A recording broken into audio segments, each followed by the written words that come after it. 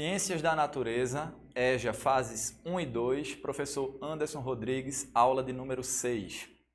Sejam bem-vindos, meus queridos alunos e alunas do EJA, fase 1 e fase 2, a mais uma aula de Ciências da Natureza.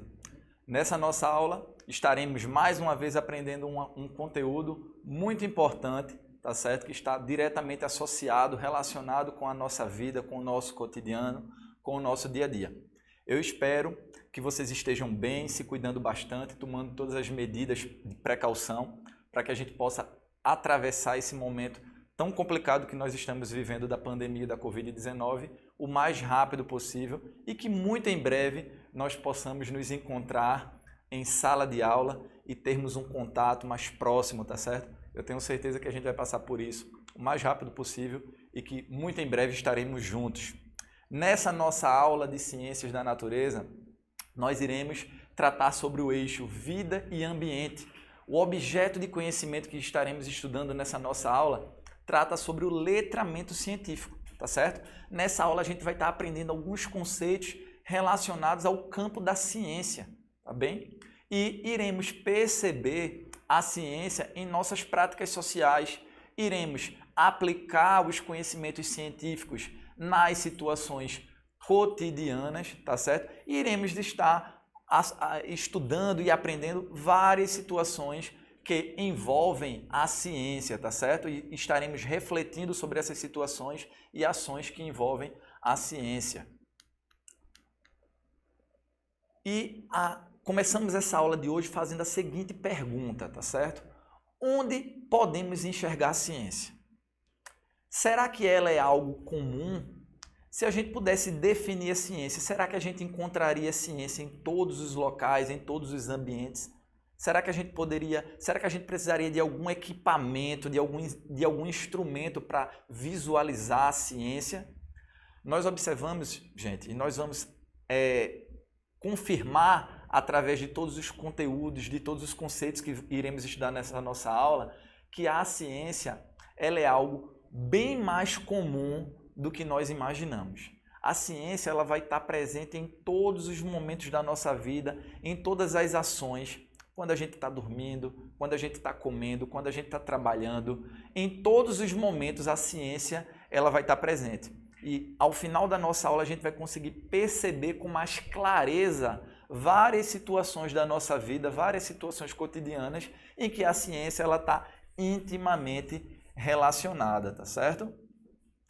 Portanto, como eu falei para vocês, quando a gente está brincando, quando a gente está dormindo, quando a gente está se alimentando, quando a gente está estudando, quando a gente está lendo um livro, todas essas situações elas estão associadas com a ciência, tá certo? O nosso sono, o desenvolvimento do nosso sono, quando a gente dorme bem, a gente acaba ficando mais disposto no dia seguinte, né? Quando a gente dorme bem, a gente consegue ter energia, né, para brincar. Quando a gente se alimenta de forma adequada, quando a gente ingere os nutrientes necessários, a gente consegue ter a energia necessária para desenvolver as nossas atividades. Quando a gente está lendo um livro, quando a gente está estudando, de certa forma a gente está estimulando a nossa mente, né? A gente está desenvolvendo a nossa cognição. Ou seja, então observem que em todas essas situações aí a ciência ela está intimamente associada, certo? Quando a gente, por exemplo, se depara com algumas situações da nossa vida cotidiana, como por exemplo, quem nunca já deixou um equipamento eletrônico cair na água? Um celular, um tablet, um relógio. E aquele equipamento, ele não era à prova d'água, ele acabou sendo prejudicado. A primeira coisa que a gente faz é pegar lá um potinho de arroz e colocar aquele equipamento eletrônico no arroz. E aí, por que será que a gente faz isso? Por que será que a gente toma essa ação, tem essa atitude de pegar aquele equipamento eletrônico que caiu na água e colocar lá no potinho de arroz antes de tentar ligá-lo novamente, né? Tudo isso são questões que estão intimamente relacionadas com o conhecimento científico. A gente sabe que quando a gente coloca um equipamento eletrônico no arroz, O arroz ele vai sugar, ele vai puxar toda a água, toda a umidade que está ali naquele equipamento, tá certo? Porque a água ela tende a ir do ambiente mais concentrado para um ambiente menos concentrado. Portanto, o arroz ele vai estar atuando, fazendo exatamente isso, tá certo? Observem como a ciência está diretamente associada com algo que é muito comum, rotineiro na nossa vida. Quando, por exemplo, a gente está com a pressão baixa, né? Problema de pressão baixa. Geralmente a gente faz ali aquela aguinha com sal, né? E toma para a gente poder restabelecer os níveis adequados da nossa pressão arterial, tá certo? Observem como a ciência, mais uma vez, está presente na nossa prática cotidiana. Os medicamentos que a gente toma, que a gente consome quando a gente está doente, esses medicamentos, eles são desenvolvidos, certo? Pela indústria farmacêutica a partir de conhecimentos científicos, tá certo? Observem como a ciência ela vai estar diretamente associada a todas essas práticas muito comuns na nossa vida, tá certo? Em ciência, quando a gente quer simular algo que ocorre na natureza ou testar uma hipótese, a gente realiza um experimento, tá certo? Portanto, esse experimento ele vai nos fornecer informações a respeito de algo que a gente quer comprovar, tá certo? Quando a gente quer simular algo ou quando a gente quer testar uma hipótese. Uma hipótese é quando a gente faz uma afirmação. A gente afirma algo, mas a gente ainda não tem a certeza. Então, a gente precisa confirmar aquela nossa afirmação. Ou confirmá-la, ou então rejeitá-la. Então, quando a gente faz um experimento, a gente pode comprovar ou não aquela determinada hipótese que nós criamos, tá certo? Portanto, por exemplo, quando chove, né, o fenômeno natural da chuva, a gente pode, através de um experimento, simular esse fenômeno natural. Como a gente pode observar na imagem, né, a criança aí, o adolescente, ele pegou um copinho, colocou uma folhinha de papel, colocou umas pedrinhas de gelo e simulou, certo, o que ocorre no ambiente natural através do fenômeno da chuva. Tá certo? Então percebam que um experimento vai estar justamente fazendo isso, simulando o que ocorre na natureza, tá certo? Ou testando uma hipótese. Outra coisa extremamente importante, né, é que às vezes a gente tem a visão equivocada de que para se realizar um experimento, uma atividade experimental, a gente precisa de um laboratório de ciências. A gente precisa de equipamentos tecnológicos, de vários tipos de equipamentos que a gente só encontra lá num laboratório de ciência nas universidades ou então na escola, né? A gente precisa entender que os experimentos eles podem ser realizados em vários ambientes diferentes. O laboratório, né, lá da escola, lá da universidade, ele pode ser a sua casa. A sua casa pode se transformar num laboratório de ciências da natureza, tá certo? E esses experimentos, eles não precisam de equipamentos super difíceis de serem encontrados. Muitas vezes, coisas muito simples podem sim serem utilizadas nos experimentos. Como eu tinha citado para vocês, aquele experimento que simulou a chuva, utilizou basicamente um copo, água e uma folhinha de papel. Portanto, observem que materiais extremamente simples são utilizados para simularmos eventos que ocorrem na natureza, tá certo? Portanto, o laboratório de ciências pode ser a sua casa. Além disso, o laboratório de ciências também pode ser a natureza. Na verdade, a natureza é o maior de todos os laboratórios de ciências, tá certo? Na natureza, a gente observa todos os fenômenos, como, por exemplo, o fenômeno da chuva, né? Que eu tenho certeza que todos vocês sabem que a chuva, né, ela possui um ciclo, né? A água, os raios solares vão incidir lá nas águas dos oceanos, dos rios, dos lagos. Aquela água ela vai evaporar, ou seja, ela vai passar do estado líquido para o estado gasoso, né? Vai subir para as camadas mais superiores, vai formar as nuvens, e quando essa nuvem ela vai ficando bem carregada, ela então vai condensando e vai precipitar através de gotículas de água que nós chamamos de chuva. Essa chuva vai voltar para o solo, vai se infiltrar na terra, vai voltar novamente para os rios, para os lagos e para os oceanos e novamente o ciclo vai reiniciar. Então percebam que todas as situações que a gente tenta simular em laboratório, a gente observa na natureza, tá certo? Portanto, o nosso planeta é um grande laboratório de ciências. Os experimentos, existem alguns experimentos que nós podemos realizar utilizando água, tá certo? E que vão nos ajudar a explicar inúmeras situações. Por exemplo, se a gente pegar um copinho com água e colocar um ovo no copo com água, esse ovo ele tende a ir lá para o fundinho do copo da água, porque o ovo ele é mais denso, ele possui uma maior densidade do que a água, tá certo? Já se a gente pegar esse mesmo copinho d'água e adicionar sal, bastante sal nessa água, mexer lá, deixar essa água bem salgada e pegar aquele ovo novamente, colocar nesse copinho com água, a gente vai ver que esse ovo ele não vai mais afundar, ele vai ficar na superfície da água. O que é que aconteceu aí? A gente alterou as propriedades da água e agora a água se tornou mais densa do que o ovo. Portanto, o ovo agora ele é menos pesado, digamos assim, menos pesado do que a água.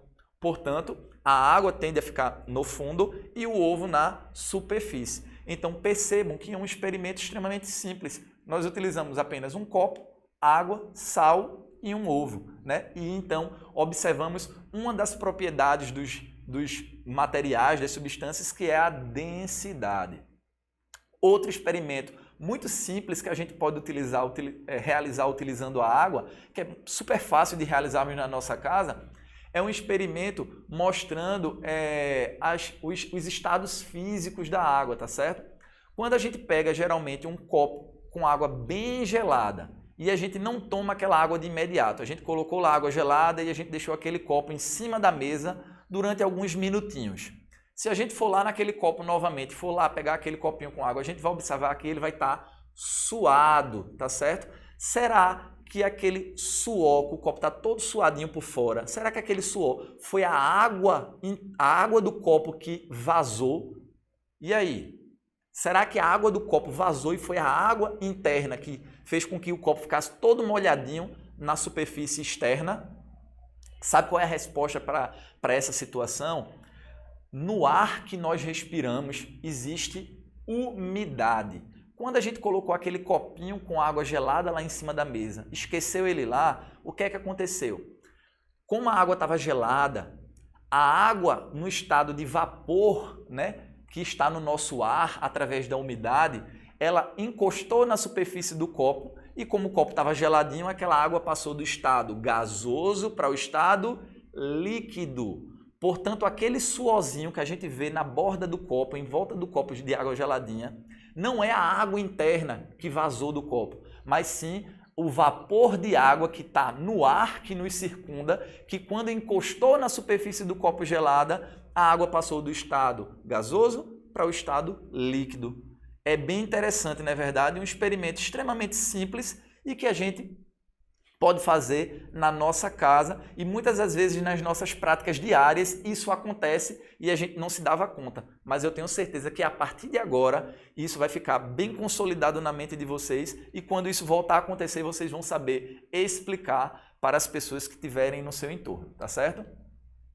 Outro experimento extremamente simples que nós podemos fazer com a água é simularmos, tá certo? O que acontece com o ciclo da água que eu tinha citado para vocês, que ocorre na natureza, né? Através do ciclo da chuva. A gente pode pegar 2 copinhos com água, se a gente observar esse copinho com água, antes de expormos esse copo ao sol e após colocarmos o copo em um ambiente que receba luminosidade do sol, a gente vai observar que após o sol incidir sobre o copinho com água, o nível da água do copo vai baixar. O que é que vai acontecer? Aquele calor dos raios solares fez com que aquela água evaporasse, tá certo? A água evaporou, foi lá formar as nuvens e em algum momento ela vai voltar para a superfície terrestre na forma de chuva, tá certo? Portanto, aí, através de um experimento muito simples, a gente consegue simular o ciclo da água. Portanto, você aí em casa, faça esse experimento. Pegue um copinho com água, observe o nível da água, coloquem ele num dia ensolarado, certo? Exposto ao sol, e lá no finalzinho do dia, vá lá e pegue aquele copinho e observe que o nível da água vai ter baixado, tá certo? Simulando aí o ciclo da nossa água. A ciência, ela também atua na nossa proteção, na proteção dos seres humanos, tá certo? A ciência ela vai estar sempre atuando a favor dos seres humanos, tá certo? Por exemplo, no momento que nós vivemos, o momento de pandemia, né, do coronavírus, obviamente, nesse momento em que a vacina ainda não está disponível para todas as pessoas, a gente tem que buscar se resguardar, né? Termos um distanciamento social, né? A gente tem que evitar alguns hábitos que a gente tinha antigamente, que se Deus quiser a gente vai voltar a ter novamente, como abraçar, como apertar a mão das pessoas, né? Até que a vacina, de fato, chegue a toda a população. E como é que essa vacina é desenvolvida? Essa vacina é desenvolvida pelos cientistas, tá certo? Portanto, os cientistas desenvolvem vários estudos e em laboratório eles conseguem desenvolver essas vacinas que vão estar imunizando toda a população. Só que será que essa é a primeira vez que os cientistas estão desenvolvendo uma vacina? Eu acredito que vocês aí em casa devem afirmar que não, não é verdade? Já existem várias outras vacinas que são aplicadas anualmente na população. Existe a vacina da gripe, existe a vacina da meningite, existe a vacina de várias outras doenças, tá certo? Que já eram conhecidas e que os seres humanos, os cientistas, precisaram desenvolver para que essas doenças elas não nos atinjam, tá certo? Portanto, observem que a ciência ela vai estar sempre atuando no sentido de nos protegermos, tá certo? Além disso, a ciência ela também vai estar atuando no sentido de nos orientarmos a tomar medidas de precaução sobre algumas doenças que podem nos acometer, que podem acometer os seres humanos. Por exemplo, nós estamos vivendo atualmente um período de muita chuva, tá certo? Estamos no inverno, está chovendo frequentemente. E com esse período de chuvas, aumentam-se os casos de dengue, de zika, de chikungunya, né, que são doenças que são transmitidas através de um mosquitinho, tá certo? Que nós chamamos de Aedes aegypti. Esse mosquito, ele é o transmissor dessas doenças que eu acabei de citar para vocês. E que nesses períodos de chuva tem uma maior incidência, né? A partir dos conhecimentos científicos, como é que a gente pode concluir por que será que nesse momento de chuva, onde existe mais chuva, essas doenças elas acabam aumentando? Como a gente sabe, esse mosquitinho ele precisa de água. O seu ciclo de vida é dependente de água. E nesses períodos de chuva, muitas poças de água acabam se acumulando em materiais como pneus, caixas d'água destampadas e terrenos baldios com muito lixo, né? Portanto, observem como é extremamente importante a necessidade de mantermos o ambiente que nós vivemos limpo, tá certo? Portanto, existem algumas medidas que a gente precisa tomar para combater esse mosquito, né? Como manter as caixas d'água fechadas, manter os terrenos baldios, o quintal da nossa casa limpo, né? Retirar a água de pneus, né? Porque aquela água acumulada acaba favorecendo o desenvolvimento desse mosquito e promovendo a transmissão dessas doenças aí que são prejudiciais aos seres humanos. Portanto, a partir desses conhecimentos que a ciência nos possibilita, a gente consegue se precaver e evitar vários tipos de doenças. Perceberam como a ciência é extremamente importante na nossa vida e quando a gente passa a entendê-la, a compreendê-la, a gente consegue aplicar esses conhecimentos na nossa prática diária, na nossa prática do dia a dia, do cotidiano. Agora chegamos no momento de realizarmos algumas perguntinhas, de respondermos algumas perguntinhas baseados em todos os conhecimentos que a gente construiu ao longo dessa nossa aula, tá certo? Portanto, a primeira perguntinha que eu quero fazer para vocês é: onde podemos observar a ciência? Baseado naquilo que a gente aprendeu nessa nossa aula, onde é que a gente pode observar a ciência? Letra A, nos laboratórios das universidades, ou seja, será que a gente só pode observar a ciência nos laboratórios das universidades? Letra B, apenas na natureza. Será que a gente só pode observar a ciência na natureza? Letra C, apenas na minha casa. Será que a ciência ela só vai ser encontrada, ser observada lá na minha casa? Ou letra D, em todos os lugares e a todo momento? Eu não tenho dúvidas que vocês aí já apontaram para a telinha, para a televisão, apontando para a letra D, não é isso? A ciência ela pode ser observada em todos os lugares e a todo momento. Ela está em tudo, tá certo? Está em todos os momentos da nossa vida, está na nossa alimentação, está na roupa que nós vestimos, tá certo? Está na nossa voz, está em tudo, gente. Em tudo a ciência ela pode ser observada, ela pode ser encontrada. Outra perguntinha que eu trouxe para vocês é: em ciência, os experimentos, letra A, só podem ser realizados em laboratórios altamente equipados? Letra B, são difíceis e apenas cientistas podem realizar. Letra C, são desnecessários. E letra D, facilitam o aprendizado de conceitos, despertam o interesse e ajudam na compreensão de fenômenos naturais. E aí, baseado em tudo que a gente aprendeu na nossa aula, qual dessas alternativas vocês marcariam? E aí, letra A, será que a gente só pode realizar experimento em laboratório? Eu acredito que não, né? Eu expliquei para vocês que existem vários materiais extremamente simples, como água e papel, que a gente pode estar utilizando nesses experimentos e que a nossa casa ela pode se transformar num laboratório. A natureza é um grande laboratório. Portanto, esses experimentos não necessariamente vão acontecer em laboratórios altamente equipados. Portanto, a letra A já está errada, tá certo? Na letra B está dizendo que são difíceis e apenas cientistas podem realizar. De forma alguma. Vários experimentos são extremamente fáceis de serem realizados. Obviamente, alguns experimentos é necessário o auxílio de profissionais. Nem todo tipo de experimento a gente pode realizar em casa, tá certo? Principalmente com materiais que a gente possa se machucar, como por exemplo o fogo. Certo? Isso aí é altamente recomendado que a gente tenha o auxílio de um adulto, de uma pessoa que tenha habilidade para manipular aquele material. Mas existem alguns materiais simples, tá certo? Que a gente pode sim manipular e realizar alguns experimentos. Na letra C está dizendo que eles são desnecessários.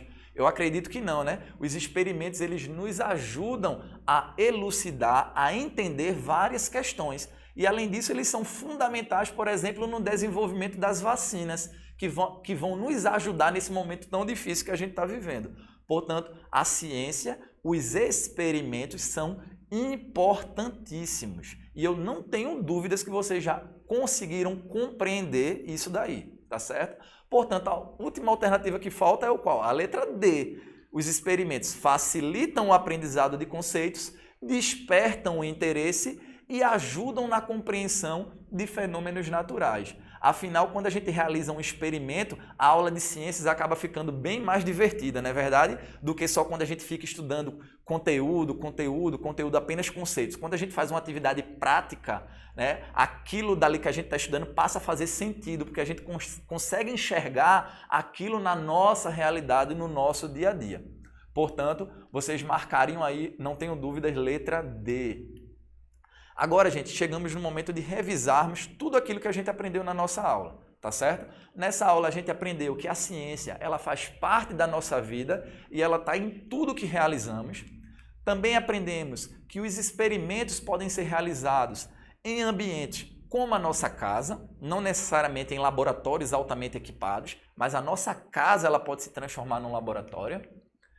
Em ciência, quando queremos simular algo que ocorre na natureza ou testar uma hipótese, né? Nós realizamos experimentos para verificarmos isso daí. A ciência, ela é fundamental para o desenvolvimento de medicamentos que são importantíssimos para nós seres vivos, tá certo? Como eu tinha citado para vocês aí, a questão das vacinas, né? O desenvolvimento dessas vacinas são possíveis graças à ciência, graças aos experimentos científicos. Portanto, eu tenho certeza que a gente aprendeu bastante nessa nossa 6ª aula de ciências para o EJA. Eu espero que vocês estejam bem, se cuidem bastante e nós nos encontramos na nossa próxima aula de Ciências da Natureza. Um forte abraço e fiquem com Deus.